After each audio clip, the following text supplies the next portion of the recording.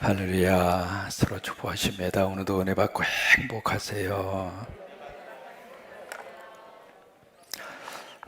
에스겔이라고 하는 성경 전체의 주제는 크게 두 가지입니다. 첫째는 심판에 대한 메시지. 심판에 대한 메시지의 가장 중요한 그 심판의 내용은 바로 우상 숭배였습니다. 여러분, 성경에서 하나님이 가장 미워하시는 것이 우상 숭배입니다. 왜냐하면 하나님이 있어야 될 자리에 바른 피조물이 들어가 있기 때문에 그렇습니다.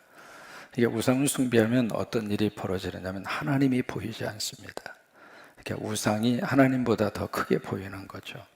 그래서 하나님께서는 그 우상을 숭배하는 그들에게 이스라엘뿐만이 아니라 주변 나라의 모든 열방들에 대해서 하나님의 심판을 하십니다. 두 번째로 에스겔을 가지고 있는 두 번째 주제는 바로 회복의 메시지죠. 그 회복을 우리가 다른 말로 말하면 바로 살림입니다. 여러분, 누가 살려주실까요? 여기 주제가 있죠? 누가 살리셔요? 하나님이 살리십니다. 그래서 이제 회복의 메시지를 우리에게 주시는데 두 가지의 환상을 보여주시죠. 첫 번째가 그 유명한 마른 뼈 환상입니다. 그래서 37장에 그 유명한 에스겔의 마른 뼈 환상, 뼈들이 막 우울거리고 있고 마른 정도가 보통이 아니죠. 더 이상 희망이 없는 절망의 골짜기인데 그것을 에스겔을 딱 안내해서 물어요. 능히 살 수 있겠는가? 이제 거기에 대해서 에스겔은 하나님은 아십니다. 그 유명한 대답을 하죠. 결국 하나님께서 에스겔에게 이 뼈를 살리는 방법을 말씀하시는데 두 가지입니다. 너는 대언을 해라. 그 대언하는데 그 대언하는 내용까지도 하나님이 입에다가 넣어주십니다. 생기야 나와서 저 뼈들 속에 들어가라. 우리 어린이집에 우리 아이들 속에 생기가 들어가면 아이들이 살아납니다. 이게 이제 다른 어린이집과 우리 성광 어린이집의 큰 차이입니다. 바로 여기는 하나님의 집 안에 어린이집이 있습니다. 우리 선생님들은 어린이집에 출근하시는 것이 아니라 하나님의 집에 오시는 겁니다. 그래서 이제 우리 아이들 속에 성령이 들어가고 성령의 역사가 우리 아이의 영혼과 심령 속에 들어가면 하나님께서 회복시켜 주십니다. 살림의 역사가 나타나게 되는 거죠. 그래서 마른 뼈의 환상을 통해서 하나님이 장차 회복하리라, 살려주리라, 그 메시지를 그 백성들에게 허락을 하십니다. 두 번째의 환상이 바로 계속해서 우리가 살펴보고 있는 성전에 대한 환상입니다. 이 성전에 대한 환상을 40장부터 48장까지 긴 장에 걸쳐서 우리가 이 구절을 읽으면서 무슨 생각이 드러나면 참 지루하다.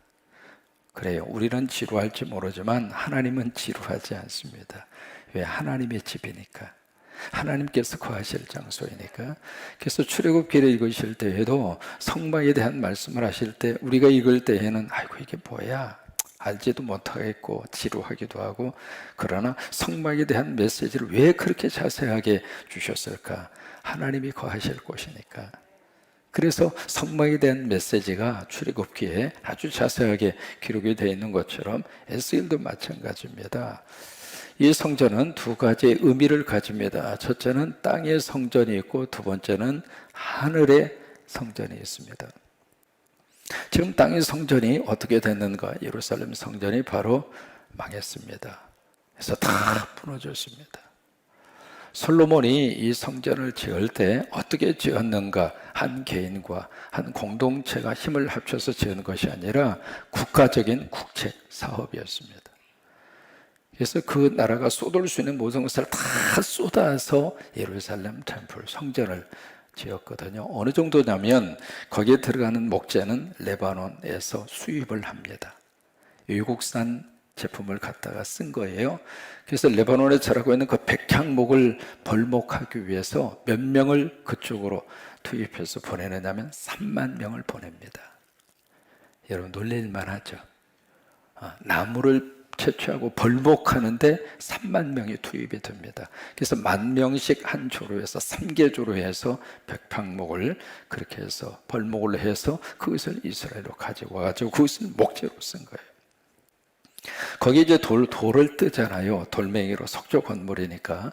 이 돌을 뜨는데 들어가는 일꾼이 몇 명이냐면은 7만 명입니다. 좀 놀라세요. 이게요, 어마어마한 사업이었습니다. 그렇게 해서 몇 년 걸렸느냐면 7년 걸렸습니다. 그리고 거기 일하는 사람들을 감독하는 감독이 있어야 되지 않겠어요? 그 감독하는 사람만 3,300명이었습니다.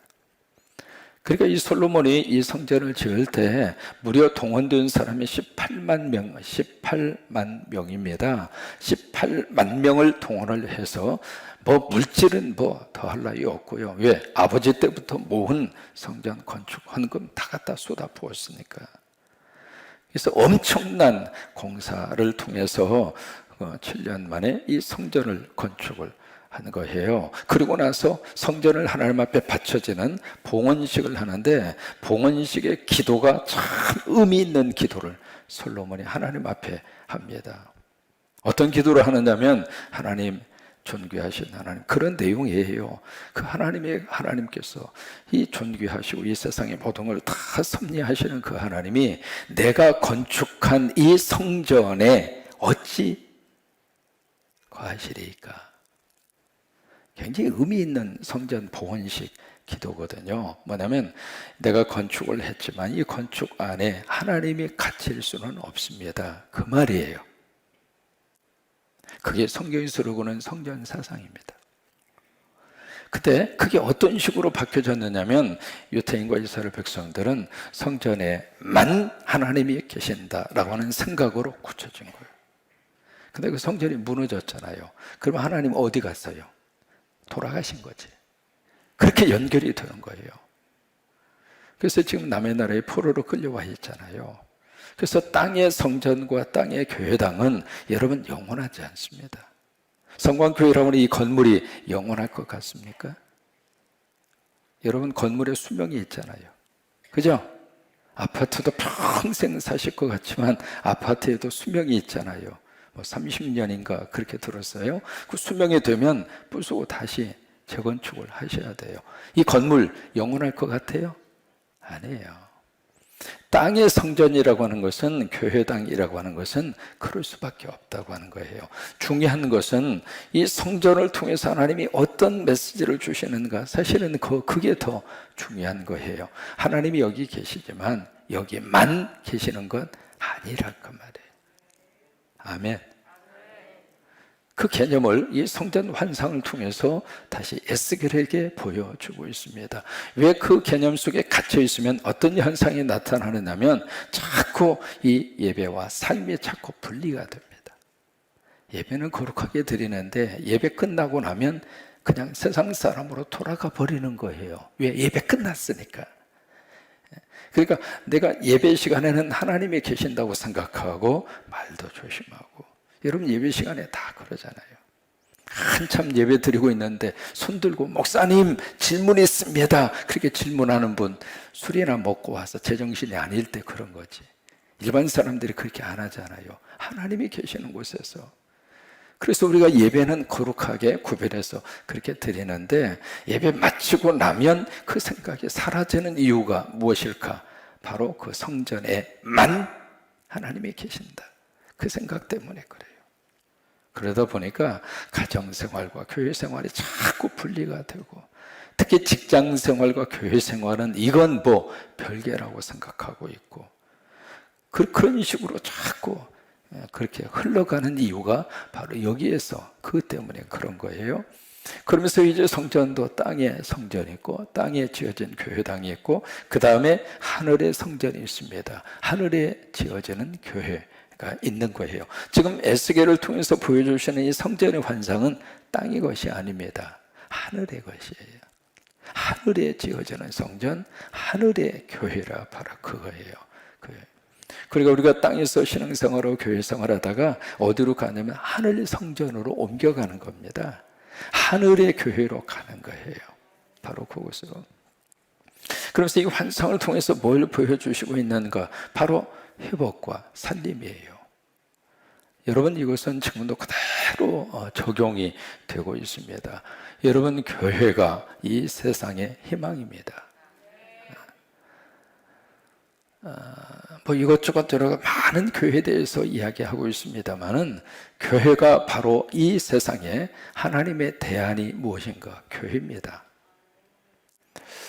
여러분, 나폴레옹 아시잖아요. 19세기 말에 세계 정복을 앞장서서 했던 사람이고, 어떤 군주 제도를 이 세상에 최초로 정착시킨 사람이 나폴레옹이잖아요. 그래서 정복을 하면서 유럽 연합군하고 붙어서 거기서 나폴레옹이 집니다. 지고 나서 이제 거기에 있는 병사들이 다 패배해 완전히 이제는 낙심한 정도가 아니죠. 나폴레옹 군대로서의 긍지와 자부심을 가지고 정복을 그렇게 하면서 승승장구했는데 패배했잖아요. 그러니까 이제 온 병사들이 패배 의식 속에 탁 쪄들어 있을 때, 그때 병사들을 앞에 놓고 나폴레옹이 했던 유명한 말이 있습니다. 뭐냐면, 여러분, 나에게는 비장의 무기가 있습니다. 병사들 눈이 커진 거예요. 우리가 모르는 비장의 무기가 있구나. 그렇다면 우리가 이길 수 있지. 그 생각을 갖는 순간에 그 무기는 바로 희망입니다. 여러분, 비장의 무기가 바로 희망이에요. 살아있는 순간까지, 마지막까지 희망을 가지고 사시기를 바랍니다. 나이 들어가고 환경이 달라지고 여러 가지 그런 것들이 많이 우리에게 섞여져 온다 하더라도 희망을 가지는 것은 바로 내가 갖는 거예요. 그렇죠? 그러니까 마지막까지도 우리가 살아갈 수 있는 비장의 무기가 있는데, 그것은 바로 희망이라 그 말이에요. 그럼 어떻게 우리가 희망을 가질 수 있는가? 뭐가 있으니까? 성전이 있으니까, 교회가 있으니까. 우리 성광교회 있잖아요. 이 성광교회가 있으니까 희망을 가지고 살자 그 말이에요. 그래서 참 힘들고 어려울 때 여기서 그 이야기 참 많이 들었어요. 지하실에 있는 기도방에서 하루 종일 시장통에 가서 뒷마당에서 길렀던 것 그 얼마나 되겠습니까? 그거 갖다가 그 보따리처럼 널려놓고 그 100원, 200원 받으시면서 시장에서 장사하시고, 또 해망동 쪽은 피난민들이 많이 오신 그런 지역이잖아요. 먹고 사는 것 자체가 쉽지 않는 그런 속에서 있으면서도 하루 종일 그렇게 세상살이에 시달리고 힘들어 하시다가 끝나면 여기 지하실 기도방에 와서 막 엎드려요. 이제 주무시기도 했겠죠. 아니, 주무셔도 괜찮아요. 교회당 와서 할 일 없으면 그냥 주무세요. 주무시는 것도 괜찮은 거라고요. 그렇게 하면서 바로 여기서 이 교회가 바로 그들에게 희망이 됐던 거예요. 그래서 에스겔에도 마찬가지입니다. 이 환상을 다 보여주면서 땅의 성전은 무너졌지만 하늘의 성전이 있다.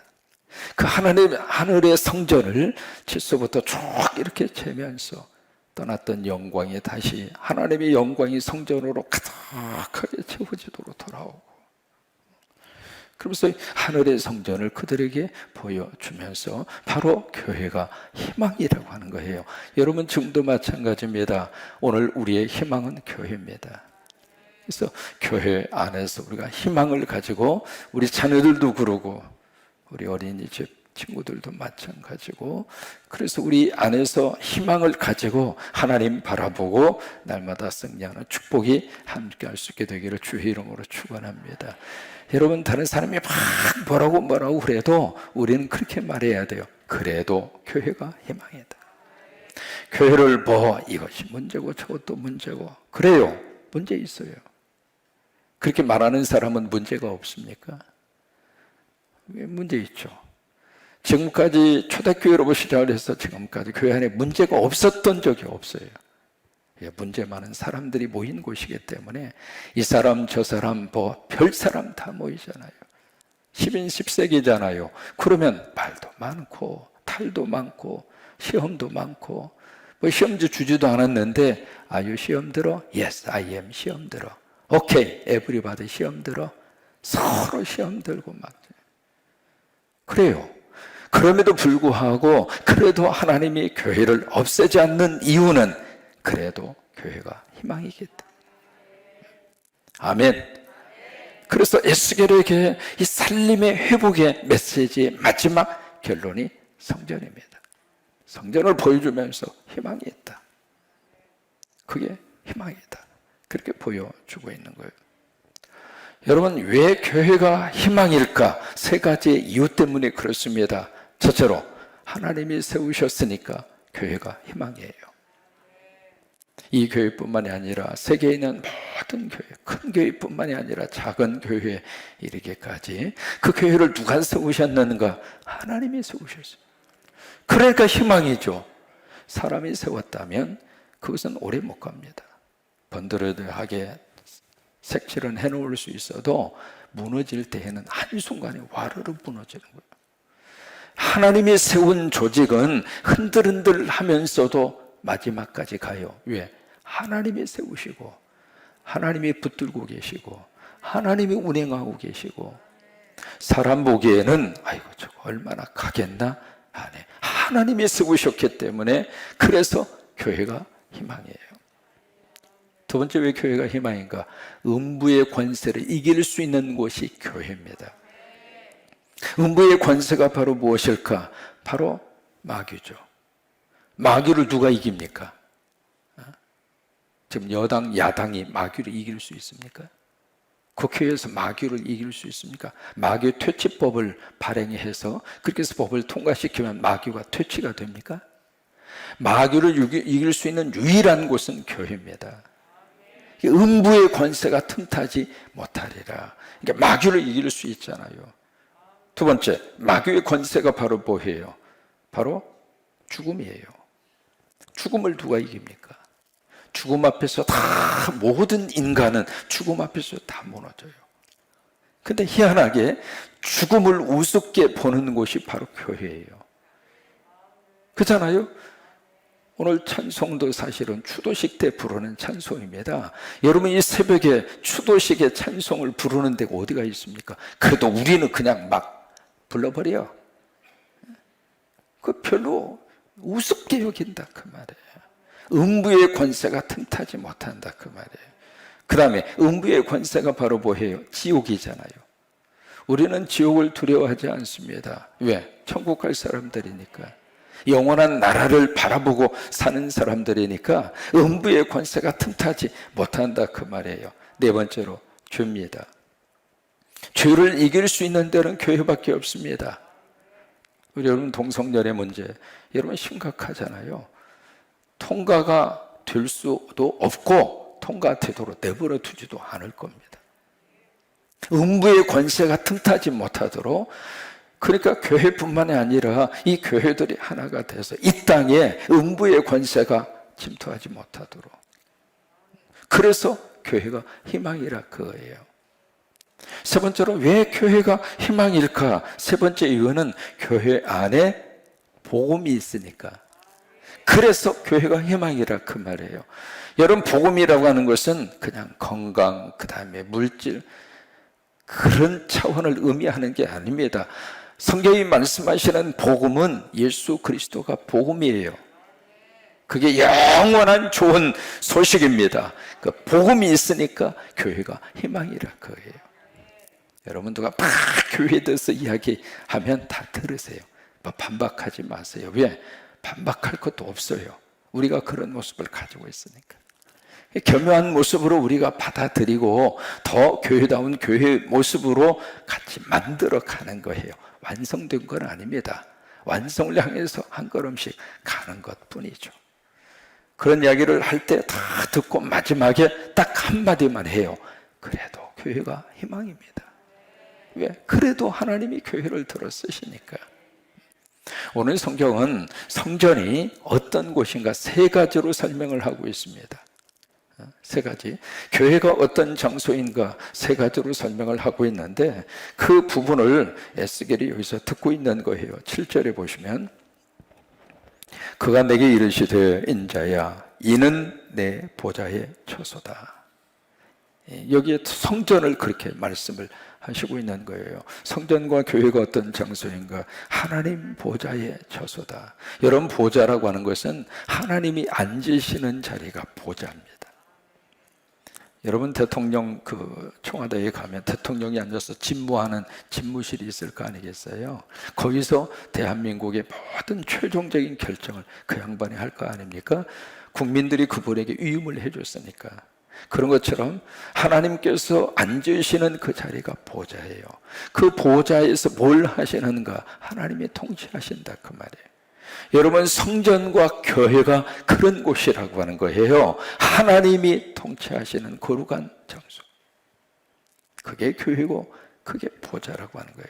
은혜로 충만할수록 하나님이 통치하세요. 두 번째로, 성전과 교회가 어떤 장소인가? 내 발을 두는 처소다. 내 발을 두는 처소다. 이것을 다른 말로 발등상이라 그렇게 표현을 하는 거예요. 이사야서를 보시면은 발등상이라고 하는 표현을 쓰고 있거든요. 이 발등상이라고 하는 것은 이렇게 발이 있으면 앞에 이렇게 발을 딛는 디딤 그거 있잖아요. 그걸 발등상. 발을 이렇게 딛고 이렇게 서는 거. 그러니까 이 이사야서에서는 땅이 바로 하나님의 발등상이라 그렇게 말씀을 하고 있고, 그리고 지성소를 하나님의 발등상이라고 그랬어요. 여러분, 발은 뭐예요? 행동하는 거잖아요. 바로 교회와 성전은 하나님이 일하는 장소다, 그 말이에요. 그 다음에 세 번째로, 여기 성전을 어떻게 표현하고 있는가? 내가 이스라엘 족속 가운데에 영원히 있을 곳이다.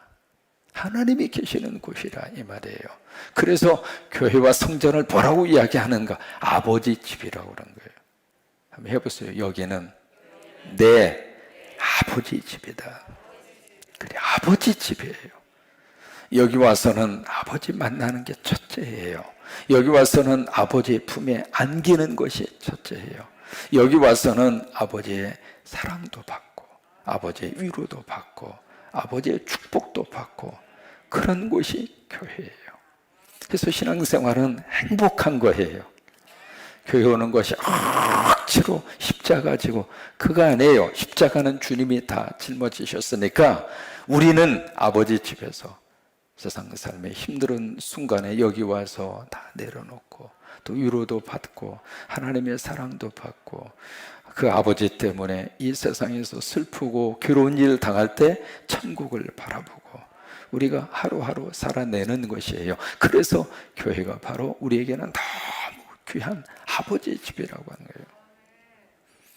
좀 감동적인 글이 있어서 잠깐 여러분에게 소개를 해드리고 싶습니다.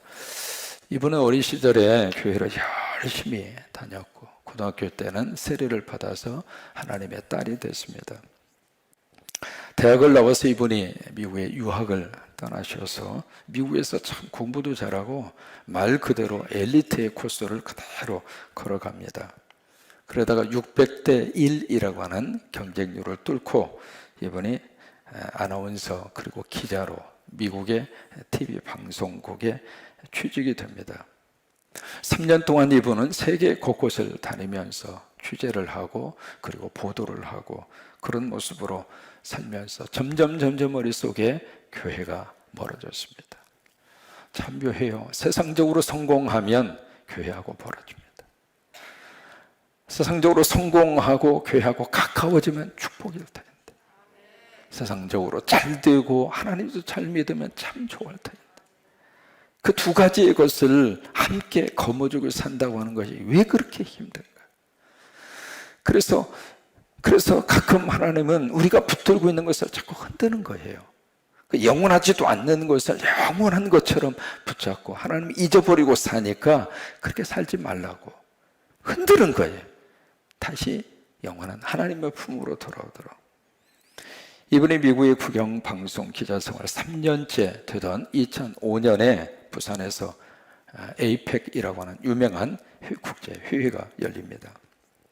거기에 취재차 이번에 한국에 와서 막 분족의 각국 정상들을 대상으로 해서 취재를 하다가 갑작스럽게 너무 극심한 고통이 온 거예요.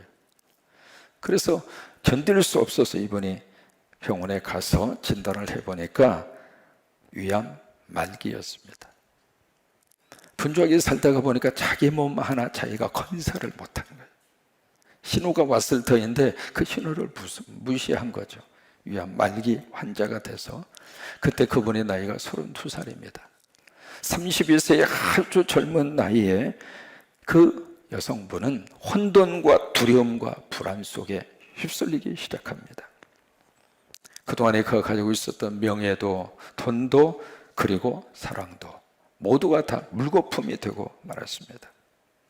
병원에 입원해 있는데 병원 복도에서 걸레로 청소하고 있는 아주머니들이 그렇게 부러운 겁니다. 야, 나도 건강하다면, 나도 이 암의 위암 말기 환자가 아니라면, 그 생각을 하고, 그러면서 이제 그 극단적인 삶의 환경 속에서 서서히 무엇이 기억나느냐면 어린 시절에 교회 나가던 그 시절, 예배 드리던 그 시절, 그게 자꾸 머릿속에 기억나요. 결국 이분이 가장 밑바닥에 떨어져서 잃어버렸던 교회와 하나님을 되찾습니다. 이분이 마지막에 무슨 고백을 하느냐면 그런 고백을 합니다. 당신이 만약에 건강을 회복한다면 당신이 무엇을 하고 싶냐? 그렇게 물었을 때 우리 생각에는 다시 방송국에 기자가 돼서 세계를 다니면서 취재를 하고 싶다, 그 말을 할 것 같은데 그분의 대답은 전혀 엉뚱한 대답을 합니다. 내가 만약에 건강을 되찾는다면 하나님 성전에서 화장실 청소를 하고 싶다고. 14번씩이나 항암 주사를 맞으면서 내가 건강을 다시 찾을 수만 있다면 하나님의 성전에 화장실 청소를 하고 싶다고. 그는 나중에 그런 이야기 합니다. 내가 건강했을 때 이런 믿음을 가질 수 있었다면 얼마나 좋았을까. 다 놓친 다음에, 상실한 다음에 그때 가서 아쉬움으로 그런 마음을 갖는 것이 속상했던 거예요. 여러분, 성전과 교회가 우리의 희망입니다. 그래서 어떤 일이 있어도 교회와 성전 붙잡고 그렇게 하루하루 승리로 살아가는 여러분 모두가 되시기를 주의 이름으로 축원합니다. 폭우가 쏟아지는 이 새벽에 이 시간에 아마 유튜브로 카카오 TV로 예배하고 있는 여러분에게도 하나님의 성전의 축복이 넘치기를 바라고, 오늘 하루도 우리 어린이집 친구들 속에 하나님의 성전됨의 축복을 꼭 기억하고, 우리 선생님들 때문에 어린이들이 잘 자라고, 우리 성광 어린이집이 다른 것보다도 우리는 사실 성광 어린이집을 통해서 교회가 일원 한 장 이익을 보고 싶은 생각 이만큼도 없습니다. 내가 목회하는 것은 약속을 드립니다. 당연 교회가 할 수 있는 지원을 해드릴 터이니까 사명을 가지고 우리 선생님들이 어린 생명들을 꼭 끌어안아 주시고, 여러분들은 사역을 하시는 사역자들이지 단순히 어린이집에 취직해서 일을 하는 직업의 현장으로 생각하지 마시고, 하나님이 나를 이곳으로 보내셔서 하나님의 일을 하게 하시는 사역자다 이렇게 생각을 하시고, 여러분 어린이집의 교사들이 새벽 예배 나와서 이렇게 찬양하는 어린이집이 있으면 써가지고 와보세요. 사역자들입니다. 그래서 어린이집을 통해서 하나님께서 큰 역사가 이루어질 수 있게 되기를 주의 이름으로 축원합니다.